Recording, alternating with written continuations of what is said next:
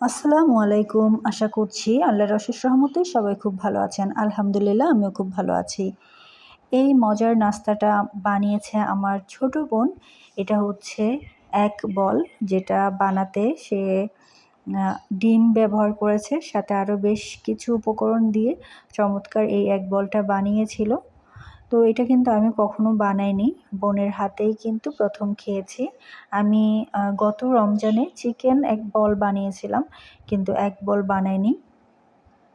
আর এরপর বাসায় যে বড়ইগুলো ছিল, যেগুলো আমার আব্বু এনেছে, খেতে একটু পানসে হওয়াতে আমি আমার পেজের বড়ই আচার দিয়ে ট্রাই করেছিলাম। আর বড়ই আচার দিয়ে খাওয়াতে এটা ম্যাজিকের মতো কিন্তু স্বাদটা চেঞ্জ হয়ে গিয়েছিল। আর এরপর হচ্ছে আমার পেজের আরেকটা গুরুত্বপূর্ণ পণ্য, যেটা হচ্ছে মাছের মশলা। আর মাছের মশলা আমি আমার ক্রেতার জন্য তৈরি করেছি।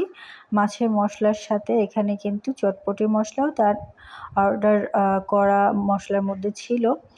তো আমি বেশ যত্নের সাথেই এগুলো তৈরি করেছিলাম, আর সাথে ছবি তুলে রাখছিলাম, কেননা এগুলো পরবর্তীতে আমার পেজে এবং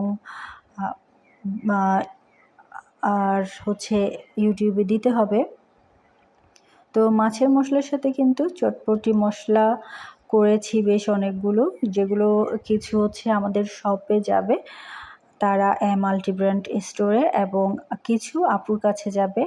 তো এগুলো আপুর মেয়ের জন্য নিয়েছিল, যেগুলো বাইরে চলে গিয়েছে অলরেডি। তো এর আগেও বেশ কয়েকবার আপু আমার কাছে চটপটি মশলা এবং মাছের মশলা নিয়েছিল, যেটা বরাবরের মতোই ওনার মেয়ের পছন্দ হয়েছে আলহামদুলিল্লাহ। এরপর আমি আরও কিছু বয়াম এখানে ধুয়ে রেখেছি, কারণ আমার আরও কিছু মশলা যাবে, আর সেগুলো আমাদের শপেই যাবে। এই ফাঁকে আমি একটু নাস্তাও করে নিয়েছি কাজ করতে করতে। তো এই তো এখানে আরও যা যা মশলা যাবে সেগুলোর স্টিকারগুলো আমি তৈরি করে রাখছিলাম। দেখতে পাচ্ছেন বিভিন্ন ধরনের মশলার স্টিকার কিন্তু আমি তৈরি করে রেখেছি। তো এই সবগুলো মশলা কিন্তু তৈরি করছিলাম ওই মুহূর্তে। আর আপুর জন্য যে 200 গ্রামের বয়ামে নিয়েছি, সেগুলোতে আমার মশলা মূলত 250 গ্রাম জায়গা হয়। আর এই বয়ামগুলোতে 100 গ্রামের সামান্য বেশি হয়, কিন্তু আমি ব্যালেন্স রাখার জন্য সবগুলোতে 100 গ্রাম করে মশলা নিয়েছি। আর এগুলোও আমাদের শপে যাবে, প্লাস হচ্ছে কিছু ক্রেতার জন্য তৈরি করেছি। তো যেসব স্টিকার দেখেছেন সেখানে বিভিন্ন ধরনের মশলার নাম তো দেখেছেনই। তো এই মশলাগুলো কিন্তু আমার ক্রেতাদের অনেক বেশি পছন্দের আলহামদুলিল্লাহ। তো এগুলোর রেসিপি আমি বিভিন্ন ধরনের রেসিপি দেখে, অর্থাৎ ইউটিউবে বিভিন্ন ধরনের রেসিপি দেখে তারপর আমি আমার মতো করে রেসিপিগুলো বানাই। বিশেষ করে মাংসের মশলা, চটপটি মশলা, মাছের মশলা, তারপর অর্থাৎ মরিচ, হলুদ, ধনে, জিরা, এইসব বেসিক মশলা ছাড়া যেসব মশলা বাসায় আমি গ্রাইন্ডারে করি, সেগুলো আমি বিভিন্ন রেসিপি থেকে নিয়ে নিজের রেসিপি দিয়েই কিন্তু বানাই। আর মরিচ, হলুদ, ধনে, জিরা এগুলো আমি মিলে নিয়ে ভাঙ্গাই, অর্থাৎ যেখানে এসব ভাঙ্গাই সেখানেই নিয়ে গিয়েই কিন্তু ভাঙ্গিয়ে আনি।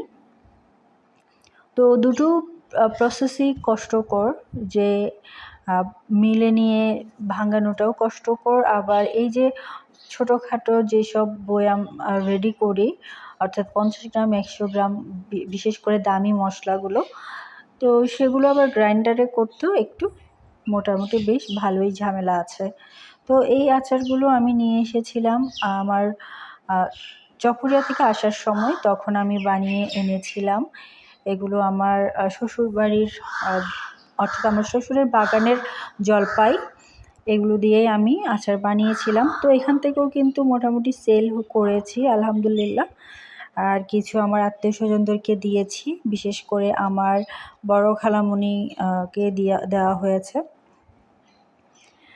তো এরপর আমি এখানে আমার ছোট বোনের বানানো ফ্রাইড রাইস খাচ্ছিলাম রাতের খাবারে।